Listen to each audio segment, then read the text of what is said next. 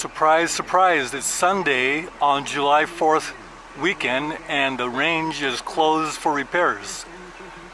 Well, that's gonna throw a real crimp on my plans for doing some testing. Well, way it's gotta be. Today we're gonna do some Hi-Tekking, so I thought it would be very apropos to wear my Roto Metals t-shirt, and also in honor of Hi-Tek, my Australia cap. So let's go ahead and show you what we're doing. So the subject of this video is, can we go ahead and use Hi-Tek to coat bullets that are already coated with powder coat? So you see, these are typical of using the white powder coat, and the white powder coat doesn't cover very well. Plus, when we use the basket, we get a lot of these blems caused by the contact with a wire basket and also contact with other projectiles. So when that happens, we get all these blems. Well, will Hi-Tek, going one or two coats of Hi-Tek, correct all of this? Let's find out. I don't think there's anything on YouTube videos that shows the possibility of doing this. We're going to find out if that works okay or not. Because if it does, we can save all of these kind of blemed types of coatings. So we're looking at 2 pounds of projectiles, and therefore half of the normal 6 milliliters of the Hi-Tek solution. So we'll go with 3 mLs for 2 pounds. And we're going to use the old gold color because that should work out real well with the white as kind of a backing. Okay, so there are the projectiles in our tumbling bucket, and I'm propping the corner of the bucket up so that the liquid can go onto the projectiles and not onto the bottom of the bucket. Okay, so here we go. We're mixing up the solution real well.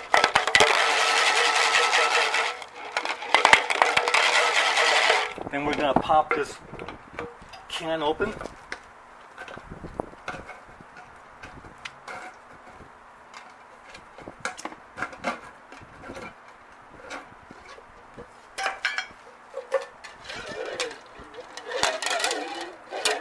And then measure out 3 ml of the Hi-Tek.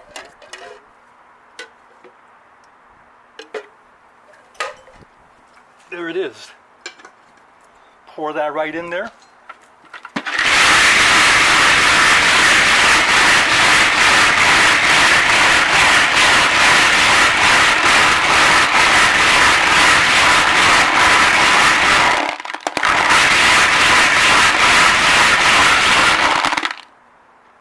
Tumble until the sound changes.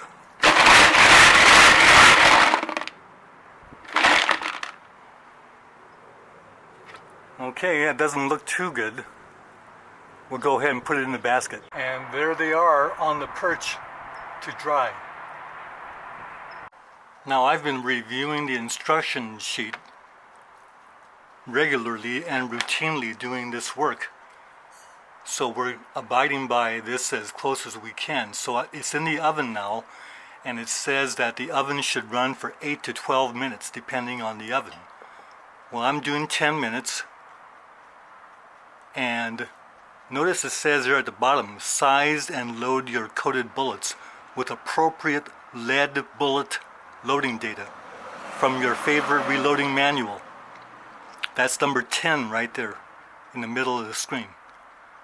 So we used loading data for cast lead bullets. We do not use loading data for jacketed bullets when we load these. And there's a good reason why. Okay, so these just got done 10 minutes at 400 degrees. Instructions say 385 to 400 depending on the oven. So 10 minutes. So you see some of them are coated pretty well. Others are coated lightly. But more coats will take care of that. We'll let these cool now because you can't put the next coating on until these have cooled. We got a little wind blowing, and that should really help. In fact, we'll put them in the shade to cool better. So there's the second coating after the tumbling. we're going to put it into the oven for the second heat treat. But it's getting coated more. Definitely a third coat will be needed. We'll see how this comes out. Now it just so happens that the range is closed all week. This is July 4th week, and the range is closed for repairs. Now you would think that as busy as this week's going to be, that they would be open and close a different week. But apparently the range workers also want July 4th week off, and so that makes sense. Well, it gives us a chance to do some powder coating and this kind of thing, and polymer coating also with Hi-Tek. Well, here are the results of 4 coats. 4 coats. That's a tumble, and then about a 12-minute drying cycle, then a 10-minute oven cycle, and then about a 10-minute cooling cycle. So that's about a half hour, maybe a little more, and that was repeated 4 times. And so you see there are some good ones there, like right there in the middle of the screen there's a good one. One right next to it's a real good one. And then the 2 in the middle of the screen right there are good. And there's one that's good there, and there's a couple good ones there, another one there, and a bunch of good ones there. So if they all came out like that, it'd be very nice, worth the 4 times. But look at all the ones that didn't get coated. Right there in the middle of the screen. Right there in the middle of the screen. Right there in the middle of the screen. They didn't get coated. Well, there have been some commenters that said that perhaps if I had treated these with acetone first, they would have coated better. But I don't recall having to use acetone for our powder coating procedures.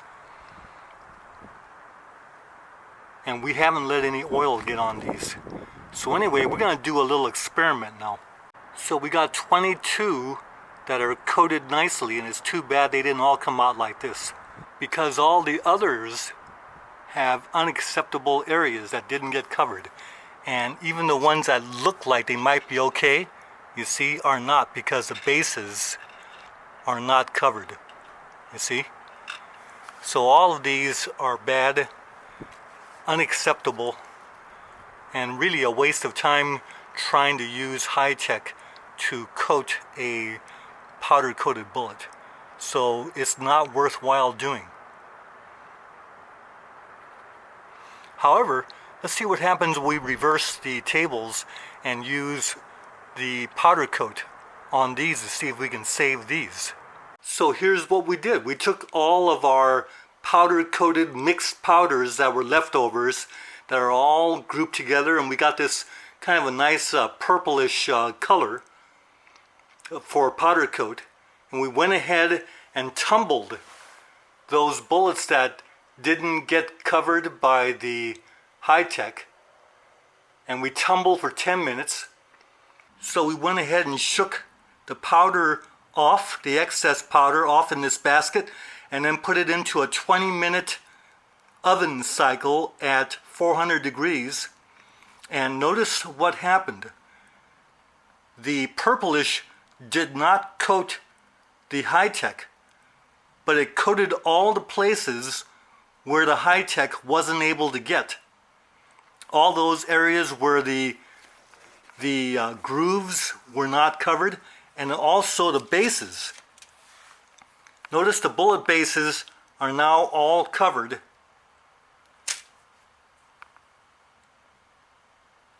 We'll just go ahead and grab a few of those. You'll see the bases are all covered.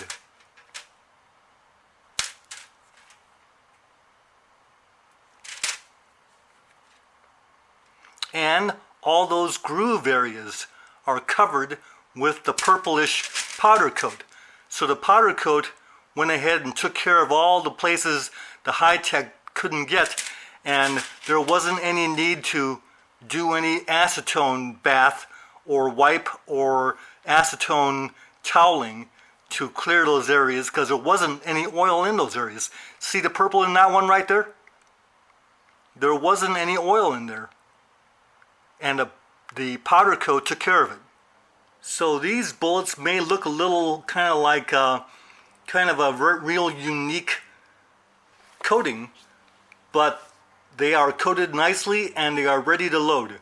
Cleanup is easy. All of the powder that was shaken out of the basket went back into the Ziploc bag and we're ready to put everything away.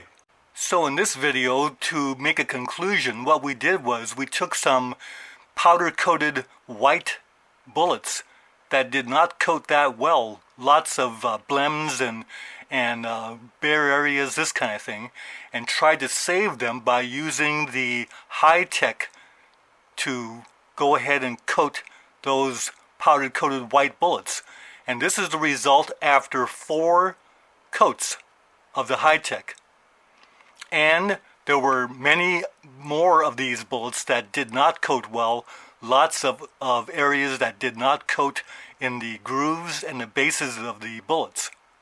So we took those and went ahead and used a powder coat made up of a mixture of all of our spare powders, and this is what we got. Notice that all the areas that were in the grooves that did not get coated with the Hi-Tek coated very well with the powder coat. And the powder coat made a thin coating on the Hi-Tek, but did not coat the Hi-Tek areas very well, but certainly covered all the bases that the Hi-Tek missed. So let you see those even closer up.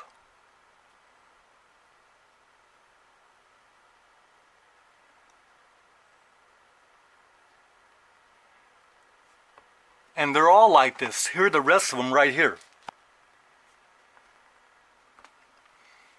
As you can see.